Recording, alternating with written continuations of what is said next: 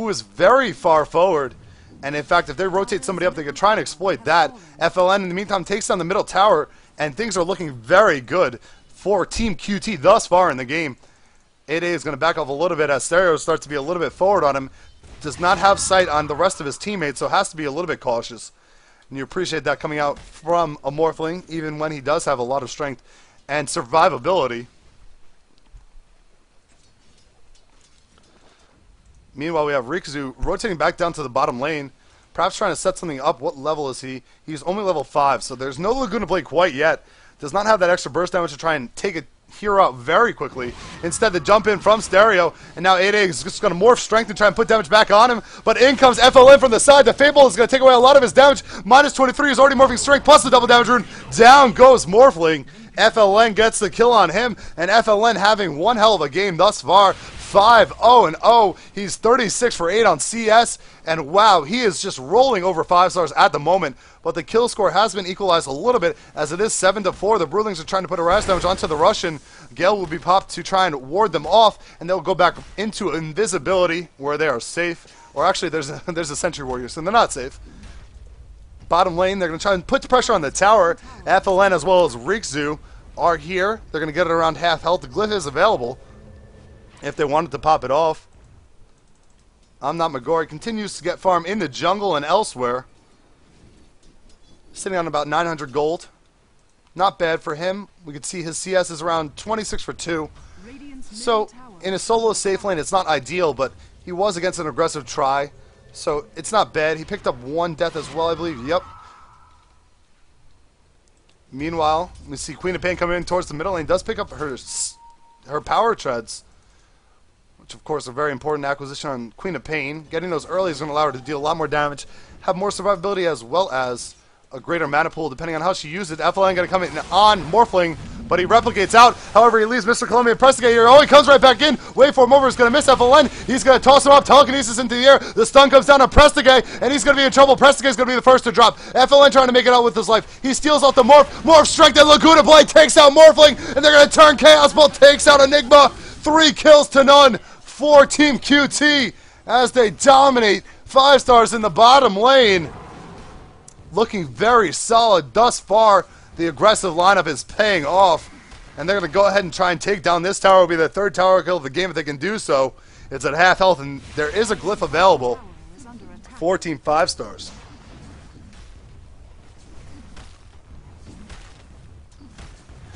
Auto attacking a tower. So the tower's going to go down either way. There's not enough defense up for 5 stars, so they're going to let that one fall. And meanwhile, Kaiser's going to put aggression on the middle tower. He has dropped 3 times already. That aggression on the middle lane really set back Invoker, so it really paid dividends for Team QT. And that was what was lacking for some of the teams we've seen in today's games. You really need to rotate supports and help out the effort on the middle lane to assure a win, because usually you put a very dynamic hero there, and it's very important that they get a good start off. But now Kaiser's going to rotate in EMP. Russian may be in trouble. Zog is going ahead and jumping on top of 8A. He pops off a Reality Rift, but he's taking a lot of damage from the tower. He may drop here. A good stun comes out from Lina. May very well save his life as he tries to back off. Going to pop an Aaron on himself, but it's going to be interrupted by the tower shot. And it looks like they're in pursuit of Rikuzu as well as the Russian. Kaiser does not have any spells off cooldown quite yet. Does he have a cold snap if he switches? I believe he would. Can't be entirely sure. The stun will be dodged, and they're going to continue on. He does have phase boots while the Russian has normal boots, so he should be able to catch him up, especially with the Wex up. And here it goes. The tornado will come out, and the Russian's in a lot of trouble. In fact, the EMP, oh, it's not even going to hit. He may get away.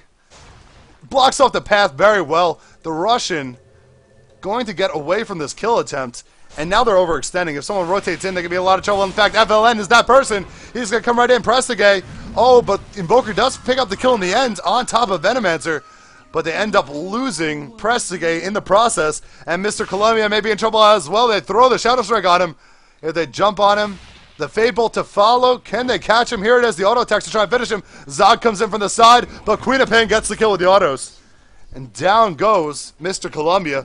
So Invoker died in the process as well. So really poor over pursuit, uncharacteristically of 5 stars from what we've seen today. They're usually a very careful team, a very well-executed team, good coordination, but right there, you cannot pursue that far, especially with these towers up. you know that you're going to be exposed. If someone TPs to the tier 1 tower in the middle lane, you can be in a bad position. Meanwhile, they're going to continue to apply pressure in the middle lane, and they feel pretty safe for the time being. They have drums up as well now. On top of Zog, he's already sitting around 1,500 health. FLN has his 4-staff up and a bottled haste rune. Rikzu has bracers and arcane boots on a support. So substantial farm going on for him. TP's to the top lane though. Haste rune is popped. They're going to try and rotate and get on Namagori. Namagori has 2,200 gold. He's going to try and back off as quickly as possible. Zog going to get the reality rift though. He's going to follow up with a 3-second stun from the Chaos Bolt. Fade Bolt from the side from FLN. And the kill goes to Chaos Knight. He picks it up on top of Broodmother. And nothing going the way of 5 stars quite yet in this game, that is.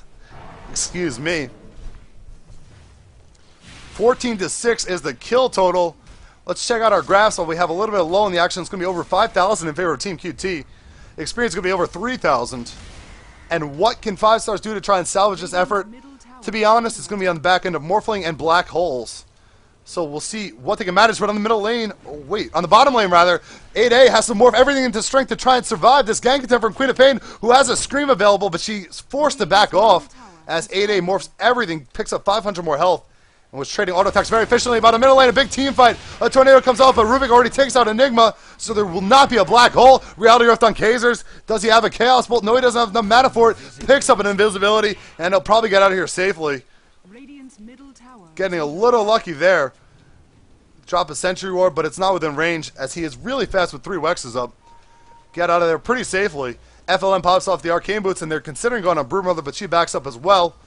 Riksu has Arcane Boots available too, and that's what you like on aggressive lineups. Arcane Boots really complement this mana-intensive lineup. Help out the Chaos Knight, who doesn't always have the greatest mana pool on a strength hero. And like I said earlier, they're going to need a big black hole. So, Mr. Columbia, no pressure, but it's all on you. Otherwise, it looks like the pressure is not going to relent from Team QT as they continue on. This is the Go for Dota Saturday Night Cup, excuse me. I can't even remember the day now. I'm NYJohn, casting for you. Thank you for tuning in. If this is your first time, go check out gofordota.com. They run weekly tournaments for players that want to get involved in the competitive scene, not necessarily top-tier teams, but instead teams that want to get involved, play in a tournament format, play some teams you don't usually play. We have a Colombian team facing off against what I believe is a European team in Team QT, so you don't get to experience that matchup quite every day. Now trying to check out if anyone picks up any new items. Invoker hasn't gotten anything recently. He's going towards drums, but still a little bit away from picking that up. Enigma has a buckler up, so working towards his mech. I'm not Mogori, excuse me. Has 1,500 gold, so we'll see if he wants to go for something like a BKB, if he wants to go for an Orchid, which are quite drastically different, but both available for the time being as options. Morphling does have his Perseverance finished up, but only 700 gold on top of that, so still a ways away from finishing off his entire Lincolns. And Riksu is going to lead the charge as Team QT go for a smoke gang attempt. Here on the bottom part of the map, it's 4 of them, and they're going to go ahead and go on top of 8A, but he has Replicate available. Can he get out of this? Yes, he can, and well played by 8A to remain safe in those circumstances, as he could have been in a world of trouble. But this tower may be in trouble now, as they're going to pile the damage onto it already at half health. Will they try and defend it? No, it looks like 5 stars are content with letting this tower go for the time being. And it will drop. The kill goes to Venomancer. He'll appreciate the extra gold.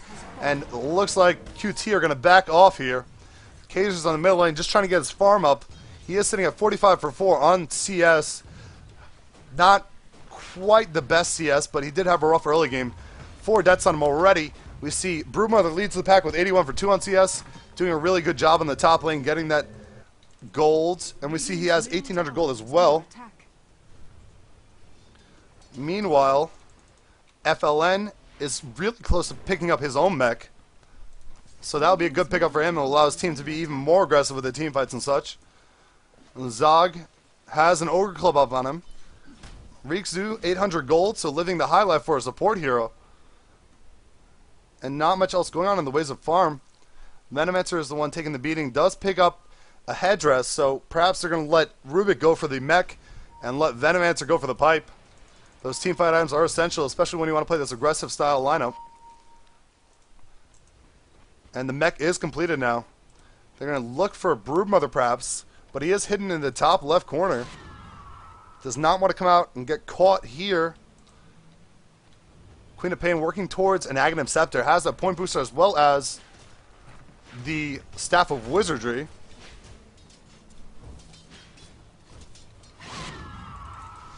I'm not Magori. He has to be very careful here. If they pop off one lucky Sentry Ward, he could be caught out. But it looks like there isn't much invis detection on these heroes up here. So, in fact, oh, there's a gem coming out from Riksu now. A really early gem.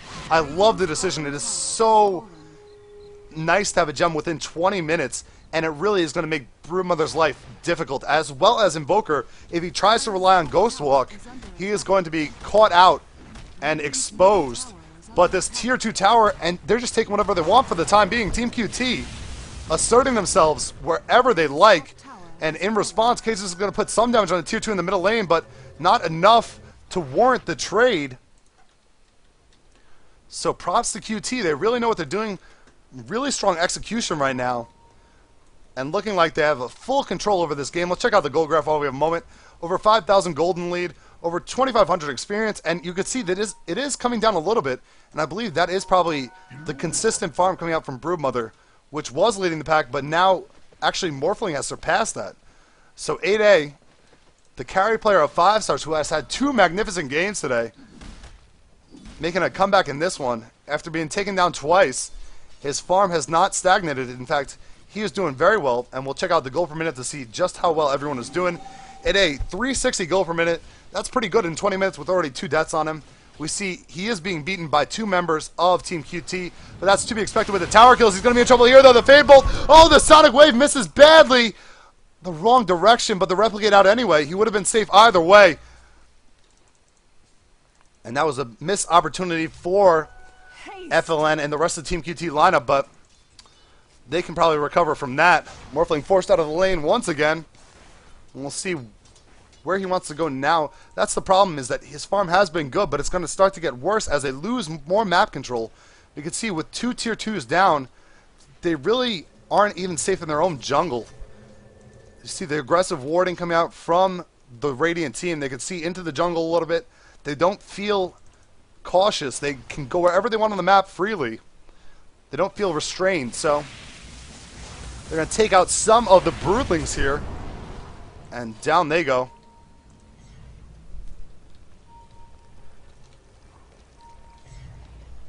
QT just looking for some opening here. And that's what they got to do. I mentioned in the last game, when you pick certain heroes, you kind of put a clock on it. And Chaos Knight is a really strong hero, but he's definitely stronger in the early game than the late game. And it's something that oftentimes you do not want to test out, especially against a hero like a Morphling who is so hard to take down. Queen of Pain's probably the hardest carry on QT's lineup. A lot of people will question that, but I think it's pretty agreed upon in the competitive scene that Queen of Pain is in fact a carry towards the later stages of the game, rather, excuse me. And Kaiser's going to throw out some Tornado plus EMP combo to try and ward off the aggression from Team QT. But it looks like they will not relent. They have 5 heroes here. There's only 3 heroes here for 5 stars. And the second they realize that, they may very well jump on top of them. The Force Staff is available for Rubik in 1 second. He's going to steal off Invoker's Tornado. Oh, and that is devastating. They jump in. Reality Rift on top of Mr. Columbia. He gets hit off. The Tornado's going to catch Invoker and Columbia. Columbia is down. Cages may be in trouble. No, they're going to back off from him. The MP comes out. And, oh, in comes 8A. He takes down Queen of Pain as well as Lena. Both dropped for Team QT. FLN still in the middle of the fight. He gets hit by the Frostbite. And now a stun. 3 seconds going to come on top of 8A. He is morphing strength through it, though. And it's going to try and turn it around top of Zog. Zog taking a lot of damage. The Russian is still here as well. Can they finish him off? FLN with the Fade Bolt. Not enough to take him down. The Russian drops. And they toss up Kazers into the air. But 5 stars doing a good job of turning around this engagement.